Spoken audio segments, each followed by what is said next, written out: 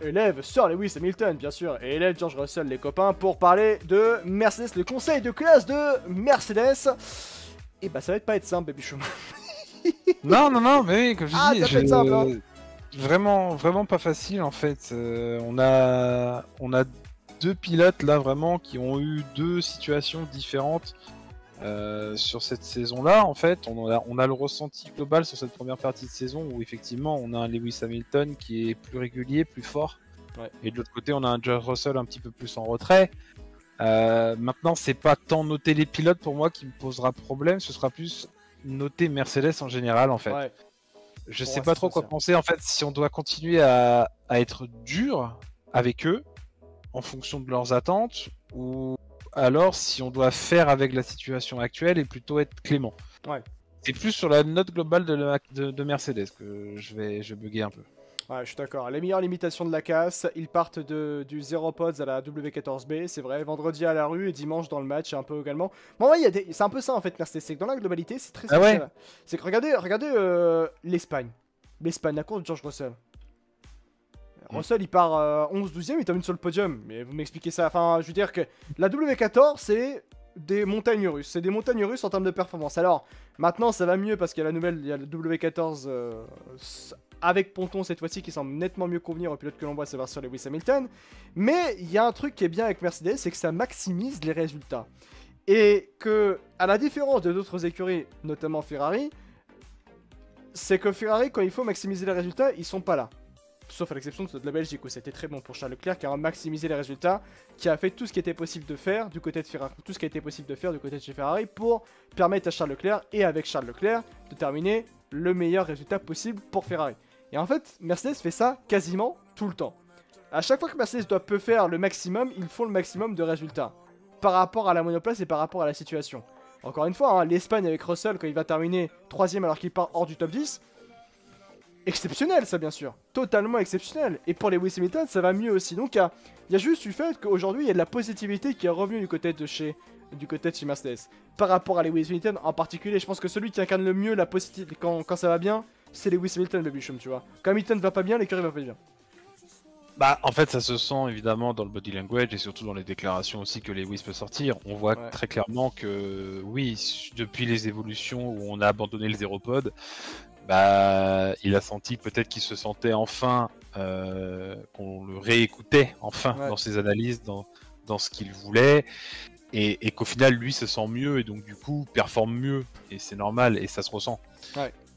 Clairement, même si son début de saison n'est pas si catastrophique que ça, loin de là, avec les Aéropods, il s'en sortait aussi très bien. Il est très très régulier sur cette première partie de saison, je crois que son pire résultat ça va être 7ème, genre 6 ou 7ème. Donc ça va, c'est des points quand même obtenus à chaque course, donc ce qui est pas en soi, enfin chaque week-end de course, donc ce qui est pas non plus en soi ridicule. On note encore cette régularité de Mercedes globalement qui est toujours présente. Elle est toujours là aussi, comme tu parlais, quand tu disais, de maximiser les coups, que ce soit Lewis Hamilton sur un podium ou que ce soit George Russell avec ses remontées, comme tu le disais notamment. La dernière en date, c'est la Hongrie avec sa qualification ratée. Où, voilà, il arrive quand même à aller chercher des points qui sont quand même honorables de là où il partait, et notamment avec cette Mercedes-là. Donc cette saison, en fait, elle est régulière en globalité. On peut dire régulière dans l'ensemble des choses. Maintenant, effectivement, il y a quelques petits couacs où, voilà, je voyais dans le chat aussi, peut-être qu'on a trop insisté sur le zéro pod, peut-être qu'il a fallu commencer avec cette nouvelle version dès le début de la saison pour l'optimiser et peut-être monter en puissance au fur et à mesure de cette première moitié de saison. Je suis pas tellement d'accord avec ça. Bah, peut-être en soi, tu vois, parce que tu te dis, tu mets un Hamilton plus à l'aise d'entrée de jeu, peut-être qu'il fait une place ou deux de mieux à certains Grands Prix, tu vois. Peut-être que le lieu de faire 3ème, il fait 2ème. On ne sait pas, on ne saura pas, on ne saura jamais. Mais, tu vois, c'est ce genre de petits détails qui fait la différence. Et puis après, bon, il y a aussi cette approche de week-end où, oui, comme c'était dit Coca dans le chat, le vendredi, tu les vois nulle part. Ils te font les rythmes de simulation de rythme de course. Tu fais, putain, ils sont où? Le samedi, ça commence à se réveiller. En qualif, au final, ça fait plutôt des bonnes qualifs. Au vu de ce que la voiture peut délivrer, et en course finalement c'est présent. en course, finalement, le rythme n'est pas si mauvais. Au final, en connaissance de cause de la situation de Mercedes et de la voiture qu'ils ont, les courses sont pas si mauvaises que ça. Il y a une montée en gamme comme ça chaque week-end, et on a l'impression que chaque week-end c'est le même schéma, donc c'est assez surprenant finalement. Bah, c'est de la répétition, bien sûr. Ouais, c'est de la répétition, tu vois, mais bon, t'en as, on parlait de boulot quoi, mais t'en as par exemple même Aston ou au début de saison où ils sont au top en EL1, EL2, qualif, course, machin, où tu sais où les situer. Mercedes, c'est compliqué de les jauger finalement. Ouais. Sur chaque week-end. C'est vrai, et notamment avec la pole de Hongrie de Sir Lewis Hamilton qui était assez inattendue, et même je parlais, j'étais pas d'accord tout à l'heure parce que je regardais les résultats sur toute la saison par rapport à Lewis Hamilton. C'est du 5ème, 5ème, 2ème bien sûr pour Lewis Hamilton en Australie, il faut dire qui finit 2ème. Il y a 6ème en Azerbaïdjan, 6ème aussi également du côté de Miami, 4ème du côté de Monaco, 2ème aussi du côté de l'Espagne, Canada 3ème. 8ème en Autriche, qu'est-ce qui se passe en Autriche pour qu'il termine aussi loin? 8ème, il s'était craché, je sais plus.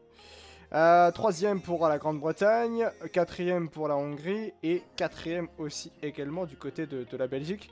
Ah oui, les pénalités, ah oui, fameuses pénalités, c'est vrai.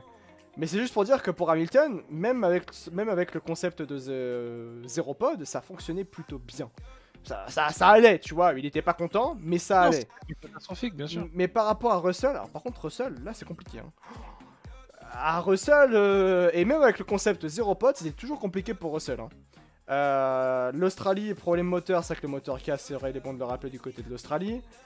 Mais sinon, c'est pas au niveau de Lewis Hamilton, je veux dire, c'est toujours une place plus loin. Et c'est là où il y a un peu un game changer qui est là quand même par rapport à Russell, par rapport à Lewis Hamilton. Alors certes, là il est heureux sur la photo. Mais à part l'Espagne, j'ai pas de course exceptionnelle de George Russell cette année, tu vois. Il n'y a pas de course référence, il y a juste des remontées. Ouais. Voilà, comme on les a énoncées en fait, Espagne, Hongrie notamment, c'est vrai. Mais on n'a pas, la course qui fait que George Russell est toujours là. Je dirais pas qu'il est endormi, je dirais juste qu'il est un peu plus en difficulté sur ce début de saison. Est-ce que peut-être le fait d'avoir eu l'espoir de se dire je peux me batailler face à Lewis Hamilton, je peux faire jeu égal face à lui, l'a peut-être un petit peu déstabilisé sur cette saison 2023, je sais pas vraiment, c'est un problème compliqué de George Russell. Ouais. J'ai du mal vraiment à cerner son problème en fait, au-delà de cette évolution de la monoplace, il y a peut-être autre chose derrière. Et je t'avouerai que j'ai du mal à mettre quelque chose là-dessus en fait. Ouais, et il y a aussi les contacts bien sûr qu'il y a pu y avoir entre Lewis Hamilton et George Russell, fait par George Russell en qualification également, que ce soit en qualification surtout, que ce soit en Espagne, en Belgique, en Belgique aussi également. Bref, il y a des moments un peu spéciaux par rapport à George Russell. Voilà. Il y a Breakmagic qui dit Russell est peut-être dans le dur cette saison, et dans le dur cette saison 2022 sonne un peu plus comme un trompe-l'œil maintenant. En fait, alors je pense qu'il est trop tôt pour dire qu'est-ce qui se passe pour George Russell. Je pense que ça fera l'étude d'un bon disque F1 peut-être semaine prochaine, les amis, pourquoi pas. Mais il y a je pense que ça peut effectivement, c'est un peu spécial, ce son de George Russell. Je trouve que Russell fait beaucoup d'erreurs. Peut-être en fait-il trop pour arriver peut-être au niveau de Hamilton, ce qui est une possibilité aussi, de vouloir peut-être trop en faire. À l'heure actuelle, il n'y a pas cette inquiétude ouvertement dite publiquement du côté de Team Access, mais c'est une possibilité. Encore une fois, je suis totalement d'accord avec ça, Arvi. Mais c'est une situation qui peut devenir inquiétante. Le fait de George Russell qui fait quelques erreurs, plusieurs erreurs étonnantes notamment. Après, c'est ce que un manque de lucidité en course, ça peut arriver. Au Canada, c'est arrivé. Mais des choses en qualification qui sont un peu spéciales, non, ça c'est pas acceptable. Notamment en Hongrie. En Hongrie, Russell qui va se faire avoir comme pas possible en qualification. Bah non, c'est pas normal parce qu'en plus tu pars 18ème alors que ton coéquipier part premier. Oui, ton coéquipier va chercher la pole. Ah ouais, mais ça c'est problématique aussi, bien sûr. Donc c'est ça aussi. Russell, plafond de verre, petite inconstance, ça va venir 1 an et demi qu'il joue dans la cour des grands. Il est encore trop tôt pour le dire, très honnêtement. Lewis est très fort pour briser ses coéquipiers, qui le talonnent un peu plus aussi. Russell en fait peut-être les frais, nous dit VMAX, en tout cas entre George Russell et Lewis Hamilton. Tous les avis sont un peu compréhensibles. Je pense qu'il n'y a pas encore une fois d'explication claire à l'heure actuelle, mais c'est vrai que là, Russell, c'est plus compliqué quand on énonce les faits, quand on énonce les situations. Mais... Ouais, c'est plus compliqué, c'est pour ça que j'ai du mal vraiment à cerner bah, cette performance actuelle en fait. Comme disait Break Magic, en fait, est-ce que c'est un trompe-l'œil? Mais alors, c'est quoi qui est vraiment le trompe-l'œil dans cette situation? Est-ce que l'année dernière, il a surperformé pour être aussi constant que ça?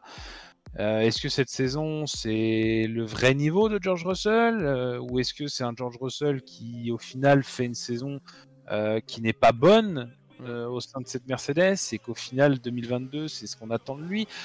Voilà, il y a beaucoup de questions, en fait, autour de George Russell. Et moi, j'ai vraiment du mal à me positionner. Vraiment, je n'arrive pas à comprendre le problème, en fait, George Russell en soi. C'est vraiment compliqué. C'est plus compliqué, mais c'est pas la cata. C'est exactement ce qu'on dit. Ah oui, non, mais c'est ça, bien sûr. Oui, c'est vrai qu'on n'est pas en mode on se questionne. Voilà, on n'est pas en mode ouais. oh incroyable, George Russell, mais c'est n'importe quoi, tu vois. Mais voilà, c'est beaucoup de questions. Voilà, c'est clairement ça par rapport à George Russell. Bon, situation de l'écurie dans la globalité. Bien sûr, quelle note on mettrait à Mercedes selon toi? Est-ce qu'on met un félicitations pour Mercedes, les tableaux d'honneur, les encouragements, avertissements ou blâme? Le chat, je rejoins Zatrix personnellement, je pense que c'est les encouragements pour Mercedes. On a fait des erreurs, en fait, du côté de Team Mercedes, on a fait réellement des erreurs. Maintenant, on essaie de se reconstruire de la bonne direction. En gros, c'est un peu ça du côté de Team Mercedes pour moi à l'heure actuelle de Bishop. Et donc, les encouragements seraient plutôt de mise. Ah, c'est encouragement, oui. Encore une fois, parce que bon, c'est une situation pas simple pour Mercedes, mais en étant une situation pas simple et pas optimale pour Mercedes, c'est encore une fois deuxième au classement constructeur. Donc c'est ça le truc, c'est que t'as l'impression qu'on parle d'une écurie qui est en train de végéter à la 7ème, 8ème place, alors qu'au final on parle d'une écurie qui est seconde du championnat du monde. Parce que on a Mercedes, c'est l'excellence. Parce qu'on attend Mercedes l'excellence comme on attend de Ferrari l'excellence. Et c'est pour ça qu'on est dur. Et je pense que Mercedes, et c'est pareil, pareil en interne hein, du côté de chez Mercedes. Hein. C'est pour ça, je pense qu'aussi ils sont extrêmement durs envers eux-mêmes et qu'ils savent que c'est pas la place à laquelle ils veulent être et que deuxième ça ne leur suffit pas et qu'ils sont capables. Ils savent qu'ils ont les moyens nécessaires et l'envie nécessaire pour aller retrouver le sommet. Donc c'est pour ça, je pense que ouais, encouragement c'est bien. C'est bien. Pour Lewis Hamilton et pour George Russell, on va commencer par Sir Lewis Hamilton pour la note sur 10, les copains. La note sur 10 pour Sir Lewis Hamilton. J'ai envie de écoute-moi te dire... bien, pour la pole position, pour moi 9. Déjà, la pole position, allez, ça fait 9, voilà. Il n'y a pas d'objectivité, j'en ai rien à foutre sur Lewis Hamilton de GOAT. Allez, moi je vous le dis, ça pour moi c'est un 9 pour Sir Lewis Hamilton. C'est bon, allez, ça va 2 minutes. Vous me sortez quoi? Le mec avec une Mercedes en Hongrie, il va te sortir une pole position. Alors je vais pas mettre 10, mais on va être sur 9 hein, quand même. Hein. Moi le professeur, bah oui, il y a le chouchou du professeur. J'en ai rien à foutre, d'accord? 9 sur 10 pour Sir Lewis Hamilton, d'accord? GOAT sur 10, exactement triste. Ah, c'est bon. Allez, c'est pour toi. Non, pour moi c'est 8. Ouais, 8, ouais. 8 sur 10, c'est très bien. Winnie One qui dit 9. 7 ou 8 nous dit Argy 7, ce serait très dur quand même. 8, 9 pour moi, bien sûr. Babychum 8, je pense que c'est une bonne. Ouais, j'avoue 8, c'est très bien, nous dit Break Magic. Ouais, je pense que c'est la bonne note pour Sir Lewis Hamilton, le 8, mais avec un petit manque d'objectivité, une petite pince, hein, bien sûr, de favoritisme, on peut mettre un 9. Je vous jure qu'on peut faire ça. Voilà pour Mercedes, bien sûr, les amis.